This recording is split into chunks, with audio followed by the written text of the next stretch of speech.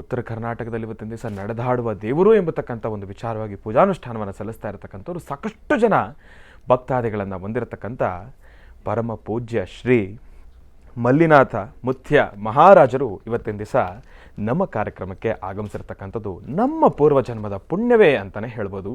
ಜಯ ಭಾರತ ಮಾತಾ ಸೇವಾ ಸಮಿತಿ ರಿಜಿಸ್ಟರ್ಡ್ ನವದೆಹಲಿ ಇವರ ಸಂಸ್ಥಾನ ಬಹಳ ಅದ್ಭುತವಾಗಿರ್ತಕ್ಕಂಥ ಸಂಸ್ಥಾನ ಅಂತಲೇ ಹೇಳ್ಬೋದು. ಗುರುಗಳು ನಮ್ಮ ಕಾರ್ಯಕ್ರಮಕ್ಕೆ ಆಗಮಿಸಿರ್ತಕ್ಕಂಥದ್ದು ನಮ್ಮ ಪೂರ್ವಜನ್ಮದ ಸುಕೃತ ಅಂತಲೇ ಹೇಳ್ಬೋದು. ಹಾಗಾಗಿ ಮೊದಲನೇದಾಗಿ ಗುರುಗಳನ್ನು ಕಾರ್ಯಕ್ರಮಕ್ಕೆ ಸ್ವಾಗತಿಸ್ಬಿಡೋಣ. ಗುರುಗಳೇ, ಕಾರ್ಯಕ್ರಮಕ್ಕೆ ಸ್ವಾಗತ, ಸುಸ್ವಾಗತ. ಗುರುಗಳ ಆಗಮನ, ಅವರ ಮೌನದಿಂದಿದ್ದಾಗಲೇ ಎಲ್ಲ ಮಾತು ಉತ್ತರ ಕರ್ನಾಟಕ ಜನತೆ ಗೊತ್ತು. ನಡೆದಾಡತಕ್ಕಂತಹ ಮಲ್ಲಿನಾಥ ಮುತ್ಯರ ಅವರ ದರ್ಶನದಲ್ಲೇ ನಮಗೊಂದು ತೃಪ್ತಿ ಇದೆ, ಅವರ ದರ್ಶನದಲ್ಲೇ ನಮಗೊಂದು ಆನಂದ ಇದೆ ಅಂತ. ಯಾಕೆ ಅಂದರೆ ಗುರುಗಳ ಬಗ್ಗೆ, ಮಲ್ಲಿನಾಥ ಮುತ್ಯರ ಬಗ್ಗೆ ನಾನು ಏನು ಹೇಳಿದ್ರೂ ಉತ್ತರ ಕರ್ನಾಟಕದ ಜನತೆ ನೋಡಿರೋ ರೀತಿಯೇ ಬೇರೆ ಇದೆ. ಆದರೆ ಉತ್ತರ ಕರ್ನಾಟಕದಿಂದ ಈ ನಿಮ್ಮ ಆನಂದ್ ಗುರೂಜಿಯವರನ್ನು ನೋಡಲಿಕ್ಕೆ ಮಹರ್ಷಿವಾಣಿ ಕಾರ್ಯಕ್ರಮಕ್ಕೆ ನಿನ್ನೆ ಮಹರ್ಷಿ ಮಂದಿರಕ್ಕೆ ಬಂದಿದ್ದರು. ಬಂದು ಅಲ್ಲಿ ಲಕ್ಷ್ಮೀ ಬೋರಹ ಸ್ವಾಮಿಯನ್ನು ದರ್ಶನ ಮಾಡಿದ್ರು. ಅದೊಂದು ಆನಂದವೇ ಸರಿ. ಅದಾದ ನಂತರ ನನ್ನ ಮಹರ್ಷಿವಾಣಿ ಕಾರ್ಯಕ್ರಮದಲ್ಲಿ, ಈ ಕಾರ್ಯಕ್ರಮದಲ್ಲಿ ತಾವು ಇಲ್ಲಿ ಒಂದು ದರ್ಶನ ಕೊಟ್ಟರೆ ಬರೋ ಭಕ್ತರಿಗೆ, ಅದರಲ್ಲಿ ನಮ್ಮ ಕಾರ್ಯಕ್ರಮ ನೋಡ್ತಿರ್ತಕ್ಕಂಥ ಭಕ್ತ ಮಹಾಶಯರಿಗೆ ಅವರ ಮನೆಯಲ್ಲೇ ತಾವು ಕೂತು ದರ್ಶನ ಕೊಟ್ಟಷ್ಟು ಆನಂದ ಆಗುತ್ತೆ ಎಂಬತಕ್ಕಂಥ ಚಿಂತನೆ ನಮ್ಮದಾಗಿತ್ತು. ಹಾಗಾಗಿ ಭಾರತ ಮಾತಾ ಸೇವಾ ಆ ಒಂದು ಪ್ರತಿಷ್ಠಾನವನ್ನು ಪ್ರತಿಷ್ಠಾಪಿಸಿ ಅದ್ಭುತವಾದಂಥ ಪರಿಕಲ್ಪನೆ ಭಾರತ ಮಾತಾ ಸೇವಾ. ಆ ಭಾರತ ಮಾತೆಯನ್ನು ಯಾರು ಪ್ರಾರ್ಥನೆ ಮಾಡಿದ್ರು ಈ ಸೃಷ್ಟಿ ಭೂಮಂಡಲದಲ್ಲಿ ನಾವು ವಾಸ ಇರತಕ್ಕಂಥದ್ದು ಈ ಭೂಮಂಡಲದಲ್ಲಿ. ಈ ಭೂಮಂಡಲದ ಅಧಿದೇವತೆಯಾಗಿರ್ತಕ್ಕಂಥದ್ದೇ ಭಾರತ ಮಾತೆ ತಾಯಿ. ಆ ತಾಯಿಯ ಸಂಕಲ್ಪವನ್ನು ಜೈ ಜವಾನ್ ಜೈ ಕಿಸಾನ್, ರೈತರಿಗಾಗಿ ಯೋಧರಿಗಾಗಿ ಏನು ನಿಮ್ಮ ಆನಂದ್ ಗುರೂಜಿಯವರ ನುಡಿ ಇದೆಯೋ ಅದಕ್ಕೆ ತತ್ಸಮಾನವಾಗಿ ಶ್ರೀಗಳ ಪ್ರತಿನಿತ್ಯದ ಕಾಯಕವೂ ಹಾಗೇ ಇದೆ. ಹಾಗಾಗಿ ವಿಶೇಷವಾಗಿರ್ತಕ್ಕಂಥ ಅನುಷ್ಠಾನವನ್ನು, ಶ್ರದ್ಧೆಯಿಂದ ಭಕ್ತಿಯಿಂದ ನಡೆಸಿರ್ತಕ್ಕಂಥ ಅನುಷ್ಠಾನವನ್ನು ಶ್ರೀಗಳಿವತ್ತಿಲ್ಲಿ ಆಗಮಿಸಿರ್ತಕ್ಕಂಥದ್ದು ಸಂತೋಷ.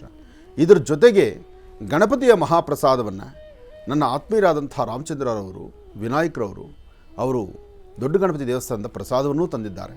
ಆ ಮೊದಲು ಪ್ರಸಾದವನ್ನು ಸ್ವೀಕರಿಸಿಬಿಡೋಣ. ಗುರುಗಳಿಗೆ ಒಂದು ಪುಷ್ಪಮಾಲೆ ಇರಲಿ.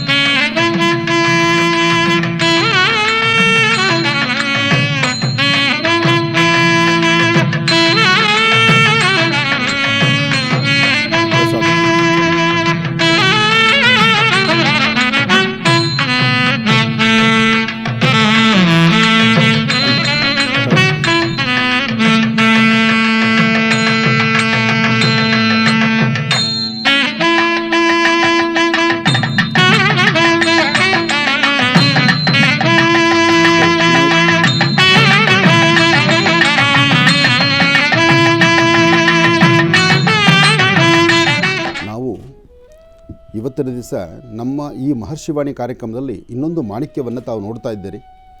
ಕರ್ನಾಟಕ ರಾಜ್ಯ ಜನತೆಗೆ ನಮ್ಮ ಇಲ್ಲಿ ನನ್ನ ಪಕ್ಕದಲ್ಲಿರ್ತಕ್ಕಂತಹ ಗುರುಗಳ ಪರಿಚಯ ಉತ್ತರ ಕರ್ನಾಟಕಕ್ಕಂತೂ ಪ್ರತಿ ಮನೆಮನೆಗೂ ಇದೆ.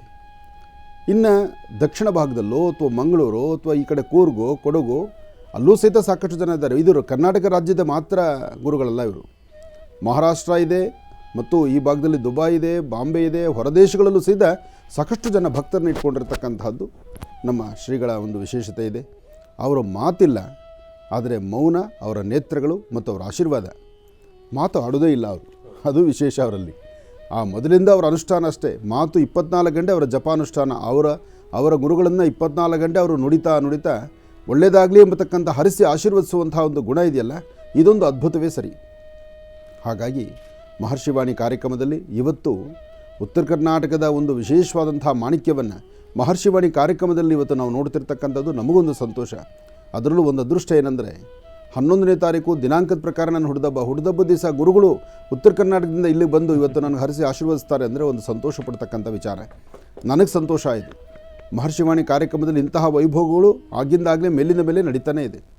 ಹಾಗೆ ಇವತ್ತು ದೊಡ್ಡ ಗಣಪತಿ ದೇವಸ್ಥಾನದಲ್ಲೂ ಸಹಿತ ಸಹಸ್ರ ಮೋದಕ ಹೋಮ, ಸಾಕಷ್ಟು ಜನ ಭಕ್ತರನ್ನು ಒಳಗೊಂಡಿರ್ತಕ್ಕಂಥ ದೊಡ್ಡ ಗಣಪತಿ ಅಂದರೆ ಸಾಕು. ಬಸವನಗುಡಿ ದೊಡ್ಡ ಗಣಪತಿ ಅಂದರೆ ಎಂಥವರಾದರೂ ತಿರುಗಿ ನೋಡಲೇಬೇಕು. ಯಾಕೆಂದರೆ ಬಸವಣ್ಣನೂ ಅಷ್ಟು ದೊಡ್ಡ ಬಸವಣ್ಣ, ಹಾಗೆ ಗಣಪತಿಯೂ ಅಷ್ಟೇ ದೊಡ್ಡ ಗಣಪತಿ.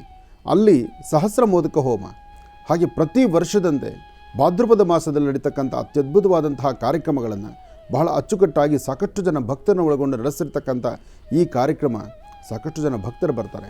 ಎಲ್ಲರ ಮನೋಕಾಮನೆ ಸಿದ್ಧಿಗಾಗಿ ಸಿದ್ಧಪಡಿಸ್ಕೊಳ್ತಕ್ಕಂಥ ವಿಶೇಷವಾದಂತಹ ಕಾಯಕ ವರಸಿದ್ಧಿ ವಿನಾಯಕ ಸ್ವಾಮಿಯ ಈ ಭಾದ್ರಪದ ಮಾಸದ ಅನುಷ್ಠಾನ ಎಲ್ಲರಿಗೂ ಒಳ್ಳೆಯದಾಗಲಿ, ಶುಭವಾಗಲಿ. ಹವಾ ಮಲ್ಲಿನಾಥ ಮುತ್ಯಾರವರು ಅವರ ಒಂದು ಧಾರ್ಮಿಕತೆ, ಆಧ್ಯಾತ್ಮಿಕತೆ ಆ ಭಾಗದಲ್ಲಿ ಸಾಕಷ್ಟು ಜನ ಕಡುಬಡತನ ಇದೆ.